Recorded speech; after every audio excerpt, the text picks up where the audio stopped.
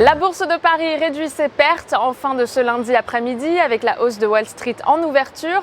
De mauvaises statistiques en Chine pesaient en matinée, mais le rebond du pétrole et d'Apple soutiennent le marché. Et peu avant la fermeture, le CAC 40 perdait 0,40% à 4302,02. Dans l'actualité aujourd'hui, EDF qui a vu sa note abaissée à A-1 par l'agence de notation S&P. S&P estime que le profil de risque de l'électricien s'est dégradé alors qu'il tire une moindre partie de ses revenus du secteur réglementé en France, tout en étant confronté à des gros investissements dans les prochaines années.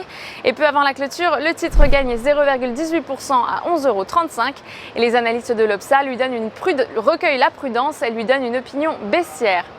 On enchaîne avec Air Liquide qui n'échappe pas à la baisse du marché parisien aujourd'hui, même si le spécialiste des gaz industriels a obtenu le feu vert de l'autorité américaine de la concurrence pour le rachat d'Airgas. Cette opération de 13,4 milliards de dollars devrait être finalisée le 23 mai 2016. Les deux sociétés devront notamment céder des actifs dans la production et la distribution dans 7 types de gaz industriels.